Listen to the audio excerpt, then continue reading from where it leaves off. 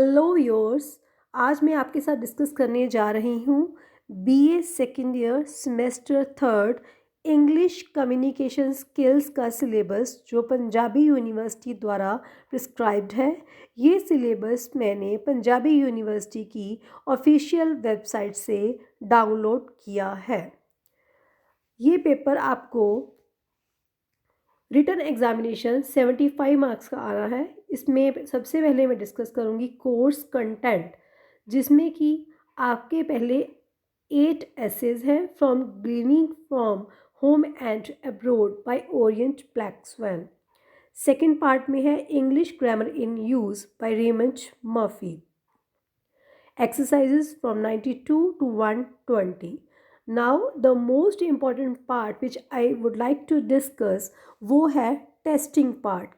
बच्चे exam time तक confuse रहते हैं कि पेपर में आना कैसे है।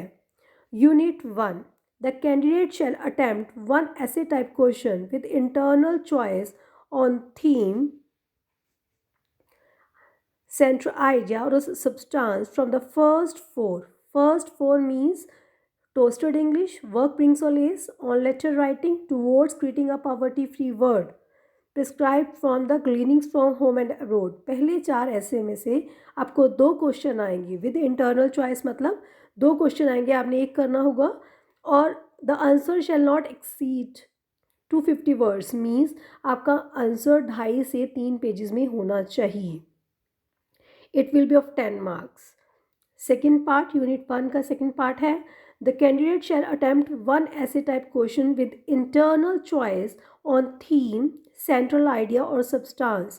5 to 8 मतलब WikiLeaks, Facebook and end of discussion, issues in the writing of environmental history, why I want a wife, universal declaration of human rights. इन 4 ऐसे में से आपको 2 क्वेश्चन आएंगे और आपने एक अटेम्प्ट करना होगा। It will also be of 10 marks. Now unit 2, 5 short notes from out of the 8 essays given in the syllabus course content. It will be of 15 marks. आपका जो इसमें से आपने 7 क्वेश्चन में से टोटल क्वेश्चन अटैम्प्ट करने होंगे 5। तो बेटा this is the very important part, बच्चे अक्सर छोड़ जाते हैं। इसमें से आपको जो आंसर देना है टू द पॉइंट आंसर देना है। You can get full marks in the short notes अगर आपने बहुत ही टू द पॉइंट आंसर दिया है और रेलिवेंट आंसर दिया है शॉर्ट नोट में। तो 50 वर्ड्स में आपने आंसर देना है, मीन्स 6 to 7 और 8 लाइन मैक्सिमम आप कर सकते हो। Next, fourth part, letter writing, personal letters, letter to editor on current issues और एप्लीकेशंस। 3 तरह की लेटर्स हैं। पर्सनल लेटर्स मीन्स जो आपने अपने रिलेटिव, अपने फादर, मदर, फ्रेंड, किसी को भी लिख सकते हो आप। Personal letters, informal letters. Letter to editor on current issues, किसी भी न्यूज़पेपर के एडिटर को आपने किसी भी करंट इश्यूज़ के ऊपर इशू के ऊपर लेटर लिखनी है। Application means application to the principal और एप्लीकेशन टू एनी अथॉरिटी। ये तीनों पैटर्न आपने कवर करने हैं। It will be also come in choice. The candidate shall write one out of the given choice of 2। 2 आएंगी letters आपको और आपने एक अटैम्प्ट करनी है।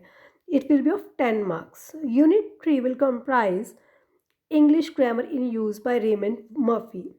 92 to 120 एक्सरसाइज आपके सिलेबस में है। कैंडिडेट्स को इसी में से जो सेंटेंस पूछे जाएंगे 25, जिसमें से आपने 20 कवर करने हैं, मतलब टोटल 25 में से 20 करने हैं और ई सेंटेंस विल बी 1.5 मार्क, मतलब 20 multiply by 1.5 is equal to 30 marks. 30 marks की आपकी ग्रामर आएगी।